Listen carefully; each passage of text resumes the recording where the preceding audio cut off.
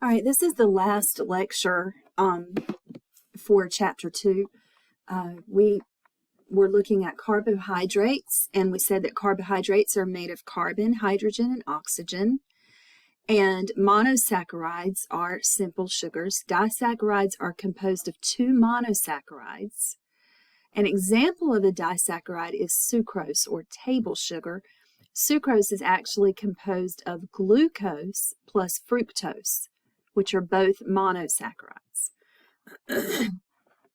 The sucrose and other disaccharides form by the process of dehydration synthesis, and they're broken down by hydrolysis.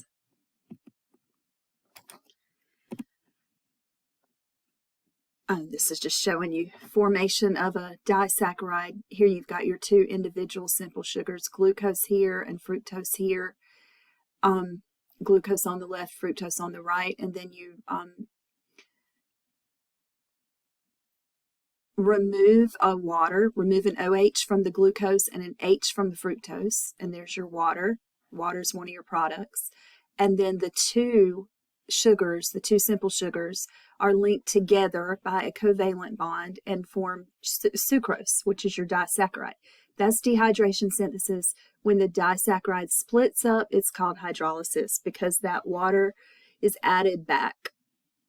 The water is added to sucrose to break it apart into glucose and fructose. And down here at the bottom this is a molecule called glycogen, which is many, many glucose molecules linked together in chains that kind of branch. Polysaccharides are many, many, many simple sugars linked together. Starches are the storage form of glucose found in plants. Cellulose is found in plant cell walls, but humans cannot digest cellulose. So when we eat lettuce and other plant material, a lot of times we're eating it for the cellulose or fiber to help with our digestion, but we can't actually get the nutrients from lettuce, or we can get some things from it, but with the cellulose component is what we call fiber in our diet. And cellulose is in the cell walls of anything that's plant. So lettuce would be a good example. Leafy, green leafy plant material. That's why we don't eat grass, because it wouldn't do anything for us and it would probably make us sick. Now, animals store glucose not as starch but as glycogen. And it looks very similar to starch, but it's the animal starch instead of plant starch. All right, let's look at the checkpoint questions. A food contains organic molecules with the elements carbon, hydrogen, and oxygen in a ratio of 1 to 2 to 1.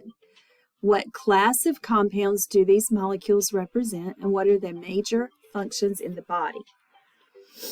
It's going to be carbohydrates, and their major function is quick energy. When two monosaccharides undergo a dehydration synthesis reaction, which type of molecule is formed? That would be a disaccharide. Okay, lipids contain carbon, hydrogen, and oxygen. The carbon to hydrogen ratio is still 1 to 2, but the oxygen content is much lower. Lipids includes fats, oils, waxes. Most of them are insoluble in water. Major types of lipids are fatty acids, fats, steroids, and phospholipids. Fatty acids have a long hydrocarbon chain attached to this is a carboxylic acid group. So, and what you're looking at is lauric acid. So it's this long chain of hydrocarbons with COOH at the end, which is called a carboxyl group.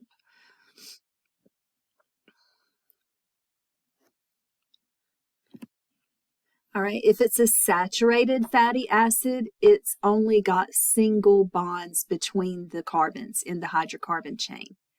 But if it's unsaturated, it has at least one. Monounsaturated means there's just one. Polyunsaturated means there's multiple double bonds. So at least one double bond in the hydrocarbon chain is going to make it an unsaturated fatty acid. And notice how it causes it to form a kink or kind of a bend. That's why the unsaturated fats tend to be liquid at room temperature, whereas the saturated tend to be solid at room temperature. A triglyceride is that's body fat. It's the most common fat in the body. It's got a glycerol molecule that you see here on the left attached to 3 fatty acid tails. Steroids always start out as cholesterol, which is a 4-ring structure. And then cholesterol is the precursor to sex hormones like testosterone and estrogen. Phospholipids are found in the plasma membrane. They're the most abundant lipid component in the plasma membrane. Which kind of lipid would be found in a sample of fatty tissue taken from beneath the skin? That's a triglyceride. Which lipids would you find in human cell membranes or plasma membranes? And we call those phospholipids. Proteins are the most abundant organic molecules in the human body. They account for about 20% of our total body weight. Now, proteins, just like lipids and carbohydrates, are going to have the 3 elements, carbon, hydrogen, and oxygen. But proteins also have nitrogen and sulfur and sometimes even phosphorus. There are 7 major categories of protein function. And I know this is a quiz question. Support, movement, transport, buffering, metabolic regulation, coordination and control, and defense. So let's talk about some examples. Some proteins that are utilized for support are going to be, excuse me, like collagen. Movement is going to be proteins like actin and myosin that are able to contract. Transport, hemoglobin transports oxygen. Buffering, there are proteins that act as buffers for changes to prevent changes in pH. Metabolic regulation is typically referring to enzymes. Coordination and control is typically referring to hormones that are protein-based, and then defense would be like your antibodies. Support, structural proteins create a framework. So like collagen is an important one. Movement, contractile proteins. Transport, like hemoglobin. Buffering, metabolic regulation as enzymes, acting as hormones. Antibodies and clotting proteins for defense. Proteins are composed of amino acids. There are 20 different amino acids in the body, and one amino acid looks like this. It has a central carbon bonded to just a hydrogen atom, and then to an amino group, which is nitrogen and 2 hydrogens, and a carboxyl group like we saw with the fatty acids. And then the R group can be anything. So let's see if we can look at some examples. All right, like for this one, the R group is a hydrogen atom. And for this one, alanine, the R group is a CH3 group. Okay, so you see how both of these, they can be anything, but there's 20 different R groups because there's 20 different amino acids. All right, we use the word peptide sometimes instead of protein. Once we reach a chain of 100 amino acids or more, we call it a protein.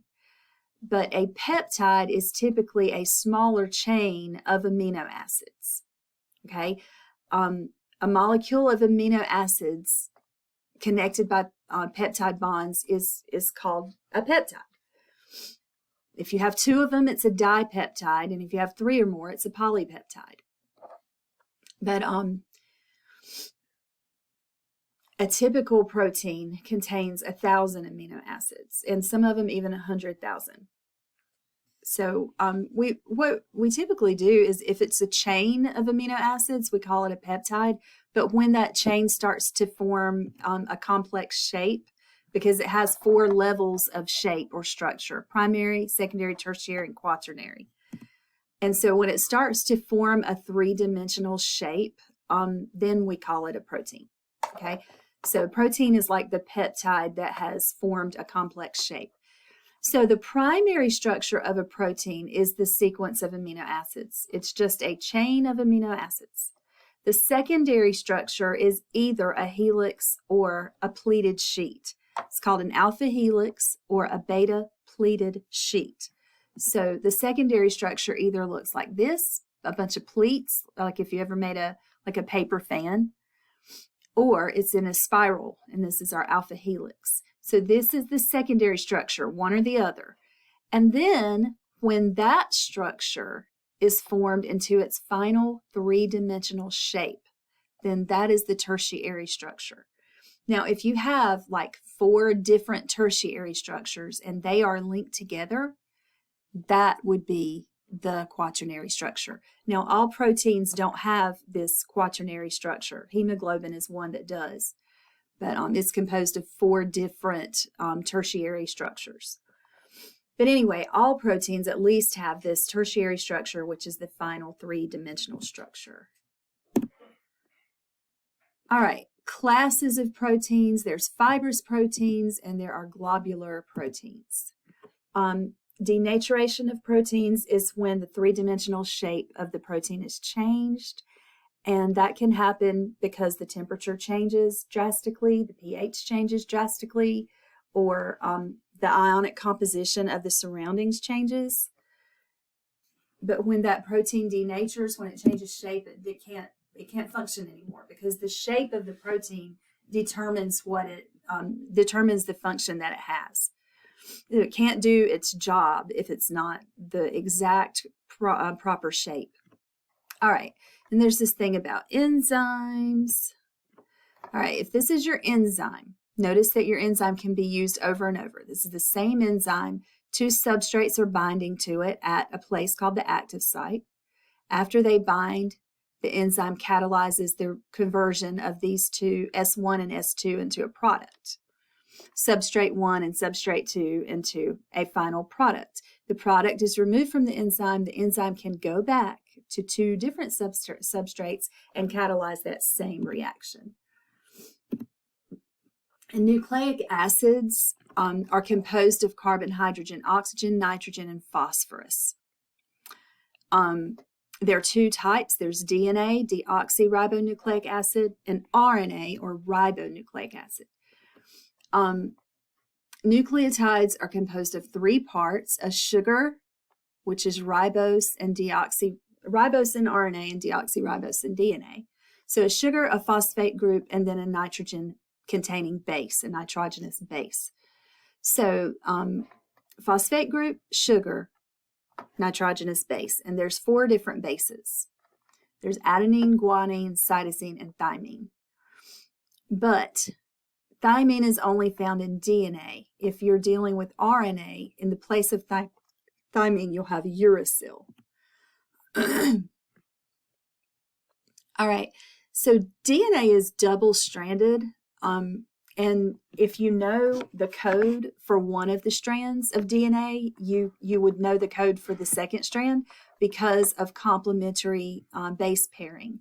Adenine always bonds with thymine, and cytosine only always bonds with guanine. Okay, a large organic molecule composed of ribose sugars, nitrogenous bases, and phosphate groups is RNA, because the sugar is ribose.